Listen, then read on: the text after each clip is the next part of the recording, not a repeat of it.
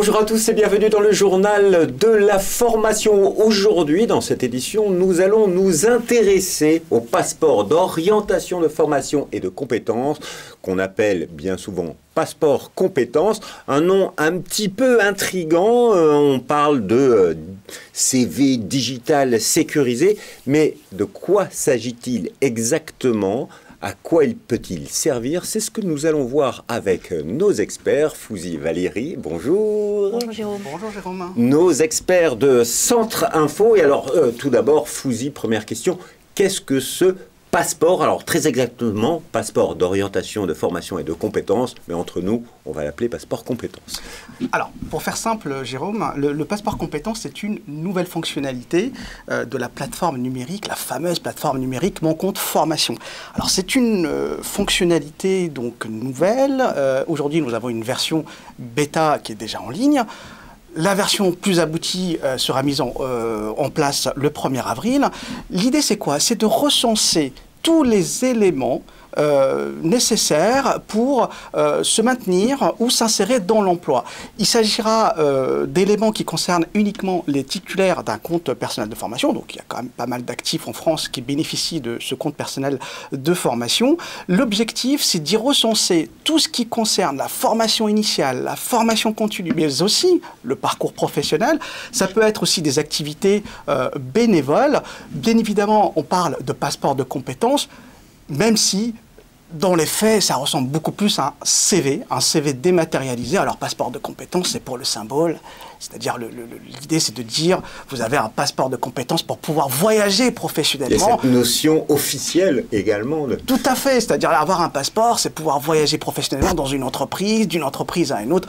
Même si, en droit du travail, nous, juristes, on le sait, il y a un douanier, c'est l'employeur qui est seul juge, finalement, des compétences des salariés, que ce soit au moment du recrutement ou encore au cours d'une carrière.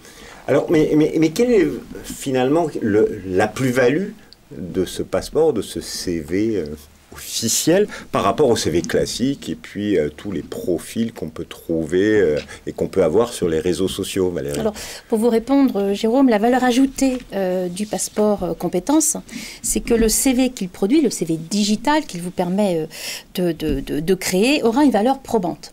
Donc, c'est ce qui va le différencier d'un simple CV, papier, ou de votre profil sur les réseaux sociaux, notamment votre profil LinkedIn. Alors, pourquoi valeur probante? Parce que, comme le disait Fouzi, donc ce passeport compétences va contenir plusieurs données, des données qui concerneront votre expérience professionnelle, vos expériences bénévoles, vos formations, tant initiales que formations continues. Ils sont ces éléments de nature différente. Il y a d'abord des éléments qui sont déclarés par le titulaire du passeport, pour lequel il n'y a pas de valeur particulière, c'est de la déclaration, mais il y a également, et c'est là que c'est intéressant, des éléments qui sont préchargés par la Caisse des dépôts, donc cet opérateur qui a la charge du mon compte formation.gouv.fr où se trouvera donc cette fonctionnalité. Et donc, c'est parce que ces éléments sont préchargés par la Caisse des dépôts qu'ils ont une valeur probante. Ils sont garantis par la Caisse. Donc, ces données préchargées dans le passeport sont issues, sont récupérées par la Caisse des dépôts de manière légale.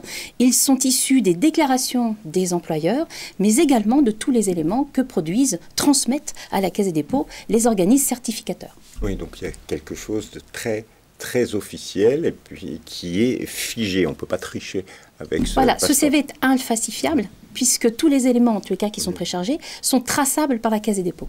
D'accord. Alors, par contre, si je comprends bien, l'employeur ou tout employeur pourrait avoir accès directement aux informations qui figurent sur ce passeport ou pas, Fouzi? Alors, pas tout à fait.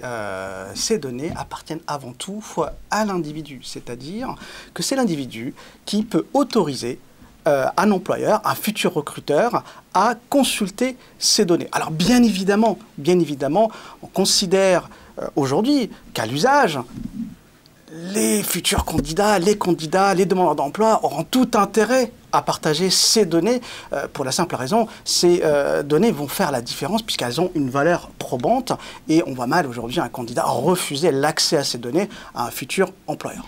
Ça pourrait être pénalisant. D'accord. Mais alors, c'est quand même assez paradoxal.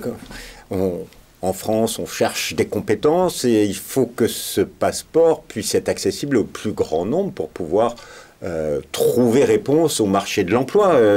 Si elles ne sont pas accessibles, ces informations, comment permettre aux entreprises d'avoir accès à ces CV, parce que les entreprises sont en recherche permanente de compétences. Alors, soyons clairs, Jérôme, ce n'est pas ainsi qu'a été prévu le système. Donc, effectivement, comme le dit Fouzi, ces données appartiennent à son titulaire, le titulaire du passeport. C'est lui qui peut autoriser un futur employeur à y accéder. Donc, en fait, ça n'a pas été conçu pour un outil chasseur de tête, cabinet de recrutement. En revanche, le législateur prévoit que certains acteurs pourront accéder aux données, à certaines données d'ailleurs, qui figurent sur le passeport sans avoir à obtenir l'autorisation préalable du titulaire.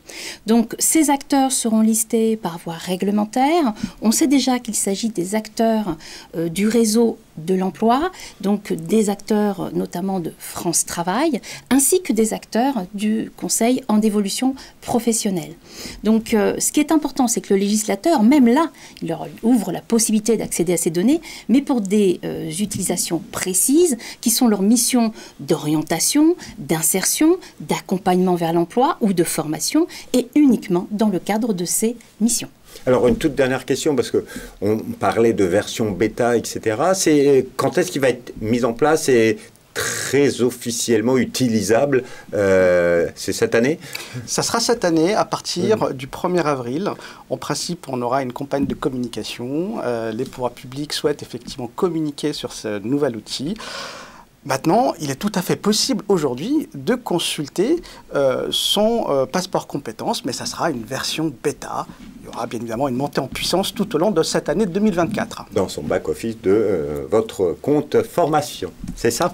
Tout à fait. Merci à tous les deux pour toutes ces informations. Alors, si vous voulez en savoir plus, bien évidemment, vous pouvez consulter toutes les informations et toutes les études que fait Centrafo sur le site www.centre-info.fr. Merci beaucoup à tous les deux. Merci Jérôme. Merci Jérôme. Et quant à nous, on se retrouve bientôt pour un nouveau journal de la formation. Au revoir.